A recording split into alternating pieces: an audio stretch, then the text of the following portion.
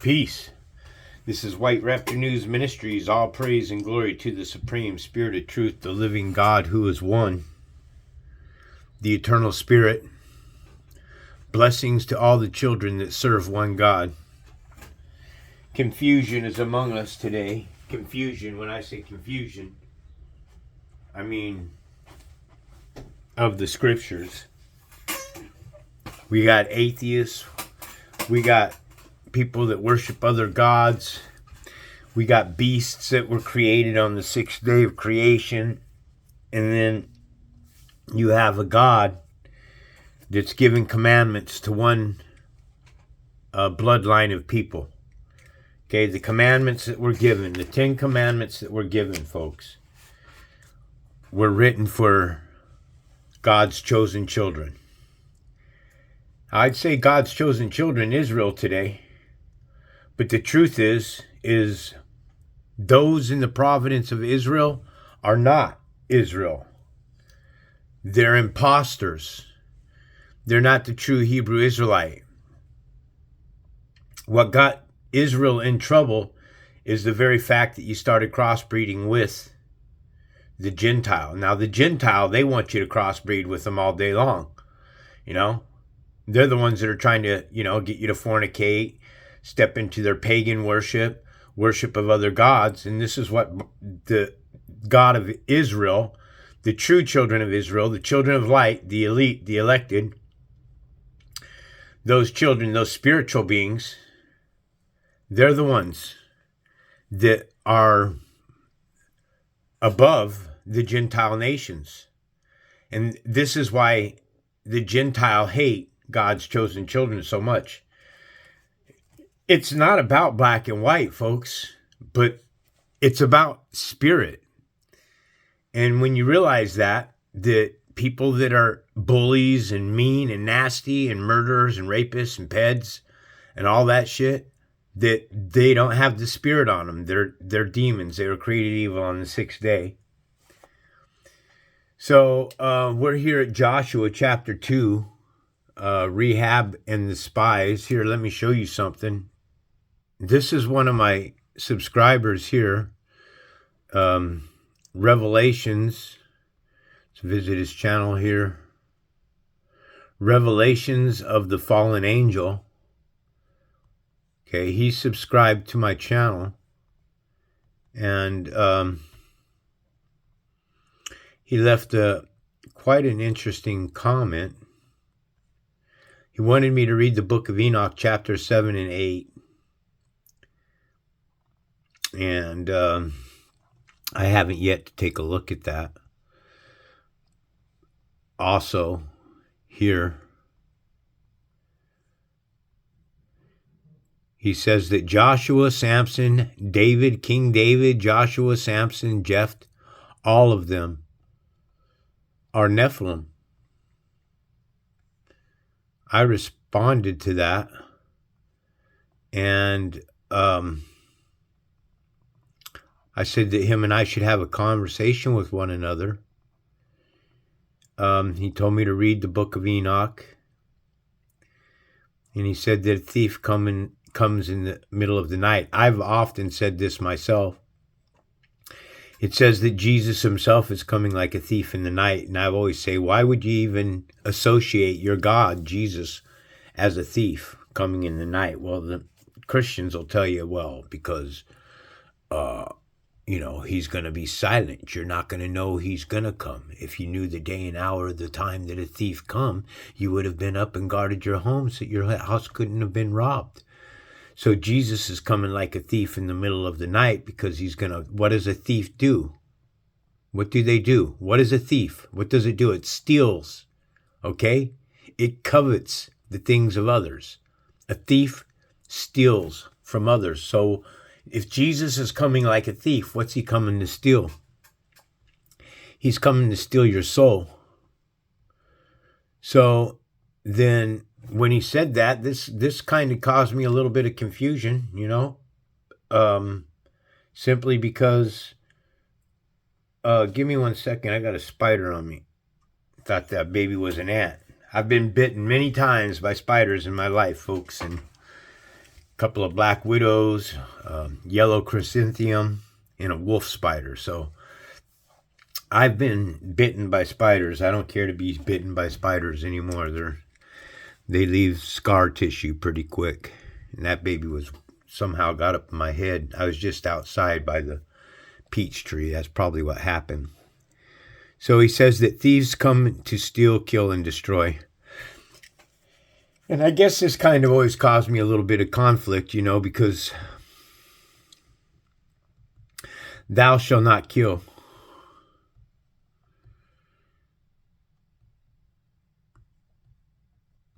Right there. You shall not murder. So the conflict with me is, how does a nation of people go into another nation of people's territory and then destroy them? Excuse me. When a commandment is given that you shall not kill. Okay? So here again, this is Yahweh. Okay? The Lord Yahweh here, proper name of God of Israel, is giving you a commandment. You shall not murder. You shall not kill. I think they say that in Hebrew that the word kill is murder, that it's not, that you can defend yourself. I think that you can defend yourself inside of your home. Absolutely. I think that if you're walking down the street and you're visiting a city that you don't know anything about, and you're just, you've stayed out, you're walking home, you're minding your own business, you're walking back to the hotel room that you rented while you're staying in the city, and you're approached by 3 or 4 people that are telling you to hand them the wallet. And, well, if you're going to be you should just hand them the wallet if that's the case or anything. Killing somebody for that, no, isn't necessary. Getting your ass whooped over whatever's in your wallet, no, it's not necessary. Just let it go. If you're in a restaurant, though, however, and you're standing there and you're ordering, and some hosehead comes in waving a gun around, screaming at everybody to sit in their seats and not to move around, and screaming at the cashier right there to give him the money and everything, and then he points the gun in your face and he's less than a foot away from you, that there is a threat to you and others inside of there. If you can get that gun and disarm that man, martial arts or anything, then you can do that. You can disarm him. Again, you don't have to kill him. He tries to run away, man. You can't shoot the guy, because then you're going to go to jail for freaking shooting somebody who's got their back to you. That's the way this plane of existence works. So the Lord, Yahweh, again, is telling you, you shall not murder. So whenever he is telling you that he's going to lead you into battle, that it doesn't make any sense to me. Something's missing from the beginning when Israel, the true children of Israel, were in power.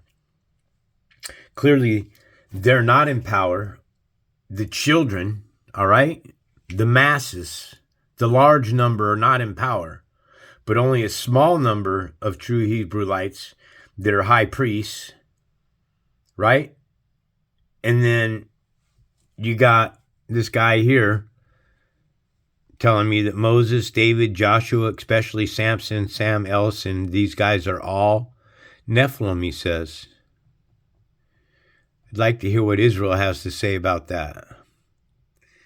I mean, I'm seeking the truth, and I never stop seeking the truth, and this is where separation takes place between people, is not being able to talk on this topic about what is true and what isn't true inside of the Bible with others, because the Bible clearly, folks, is hijacked. Okay, and I wrote a post the other day, man, 10 parables contradicting one another. Okay, and it's funny when people ask me to show them, and then I stuff that kind of information right down their throats. I get into it. This guy right here, I'll show you. This Crimson Worm Apologetic. He's a worm. I mean, I don't get it, man. Why, people choose the names that they choose. These are godly people that are supposed to love God, worship their God, Jesus, but then they have a worm in their name. And the worm has to say, there are no contradictions in the Bible. The Bible is the only book in existence to be miraculously preserved for 2,000 years.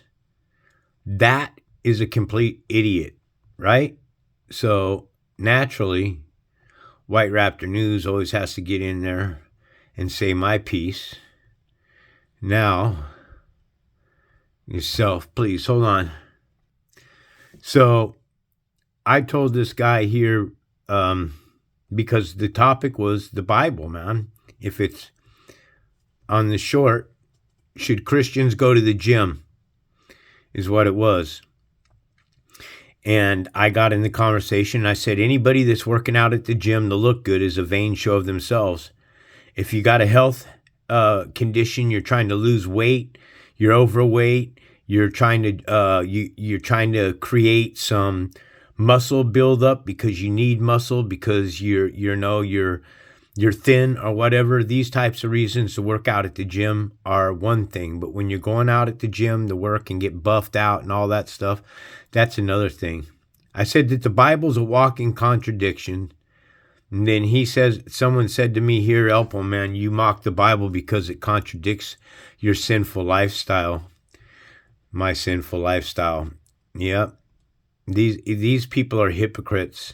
They don't know anything about me. And my walk today with God is my walk. It's not the world's walk. Your walk with God should be your walk with God, not anybody else. Okay. So this was the long end of the message that I'd given right there. The guy asked for contradictions. So I gave him 10 contradictions, which means that you have to have at least 20 parables to contradict one another. So when people ask me to prove something, I prove it with scriptures. Then Joshua, son of Nun, secretly sent 2 spies from Shittim. What a name. Shittim. Go look over the land, he said, especially Jericho. So they went and entered the house of a prostitute named Rahab and stayed there. The house of a prostitute named Rahab. Ra is a sun god. I'm telling you, the language we speak here speaks all kinds of different gods within our language. Rahab, and stay there. The king of Jericho was told, look, some of the Israelites have come here tonight to spy out the land. So the king of Jericho sent this message to Rahab, bring out the men who came to you and entered your house, because they have come to spy out the whole land. But the woman had taken the 2 men and hidden them. She said, yes, the men came to me, but I did not know where they came from. At dusk, when it was time to close the city gate, they left. I don't know which way they went. Go after them quickly. You may catch up with them. But she had taken them up to the roof and hidden them under the stalks of flax she had laid out on the roof.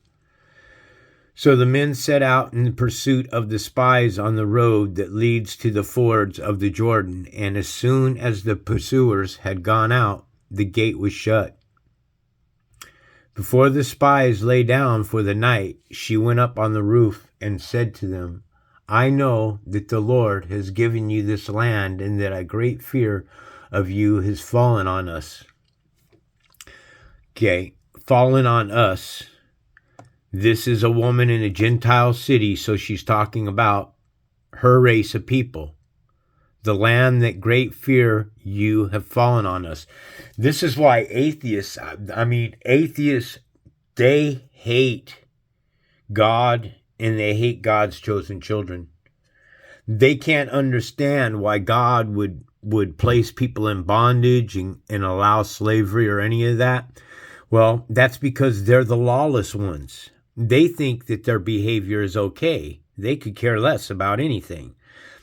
All they care about is dragging Israel, the true children of Israel, down with the Gentile. Okay? So the laws were given for Israel and written by Israel. Okay? The Israelites. Okay? The Bible wasn't written from Gentile. Gentile were the lawless one. They never had a book. All right? What happened? You guys pissed God off. You started going into the cities and towns of the Samaritans. You started hanging out with the Gentile. You started worshiping their gods. And he told you if you did this, he's going to bust your backbone. He's going to smash your face. He's going to crush your head. He's going to smack your heels. He's going to do exactly what it is that he said he's going to do. But you guys seem to think that you've got it all under control. No, you don't have anything under control. You're simply a vessel for the Supreme Spirit, so that all who lived in the country are melting in fear because of you. We have heard how the Lord dried up the water of the Red Sea for you when you came out of Egypt, and what you did to Sihon and Og, the two kings of the Ammorites east of the Jordan, whom you completely destroyed. Well, if you completely destroyed the Ammorites, then why are Ammorites still on the face of the earth? All of these tribes, they've never been wiped off the face of the earth. But yet here it is. You're being told that the Ammorites east of the Jordan, whom you completely destroyed. So you didn't completely destroy them. They're still here, aren't they? When we heard of it, our hearts melted in fear, and everyone's courage fell because of you. For the Lord your God is God in heaven above and on the earth below. Now, this here, heaven above and on earth below, there's a passage that says that God will not contend for men with for their days will be 120. So I got to ask you, man, so when did God leave? Is God here on this plane of existence? Is God with us, the Supreme Spirit, on this plane of existence? Or is the Supreme Spirit outside this plane of existence, and he's using people that are virtual reality images to teach the soul? Is he here? Is he guiding some of us? Has he placed his wisdom and insight on some who can see and share the message? Now then, please swear to me by the Lord that you will show kindness to my family, because I have shown kindness to you. Give me a sure sign that you will spare the lives of my father and mother, my brothers and sisters, and all who belong to them, and that you will save us from death. Okay, well, they're asking an Israelite here when they should be asking the Spirit of God to save them from death. They should be asking for the Spirit of life to be on them. Okay, everybody on this plane of existence is worshiping death. Jesus is death. Our lives for your lives, the men assured her. If you don't tell what we are doing, we will treat you kindly and faithfully when the Lord gives us the land.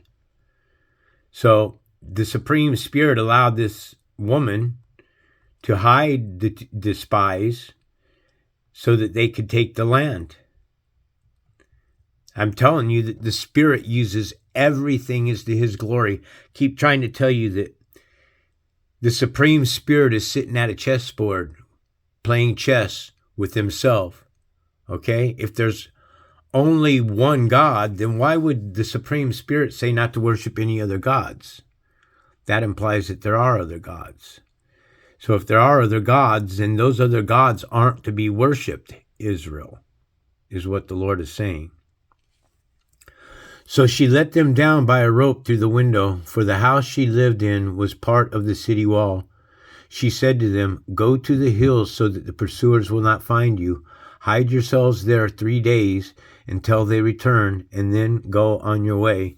3 days. Everything's always 3 days. 3 days on the cross, or 3 days in the tomb. 3 days on the road.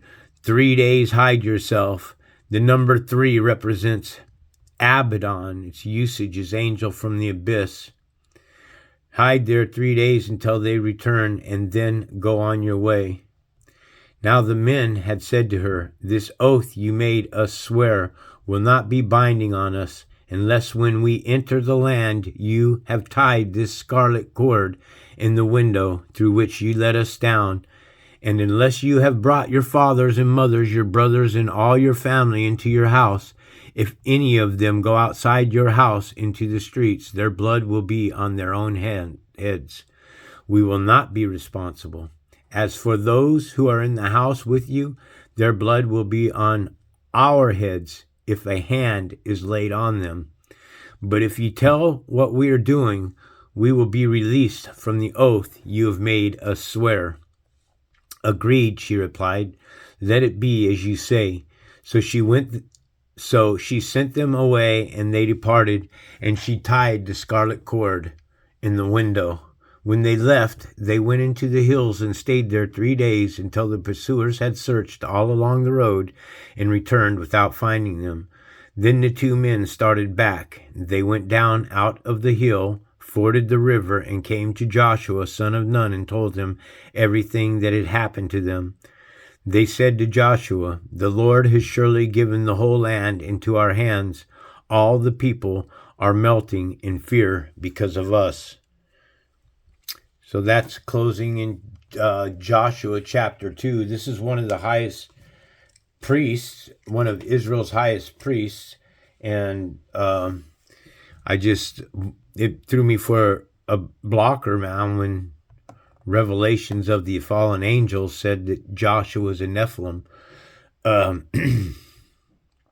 All I know is I love the Spirit today. The Bible's been changed. The prophets have been changed clearly. The book is telling us that the Bible has been changed and the prophets have been changed. And then you have the Supreme Spirit that says that he doesn't change. So all praise and glory to the Supreme Spirit of truth, the living one. This is White Raptor News Ministries.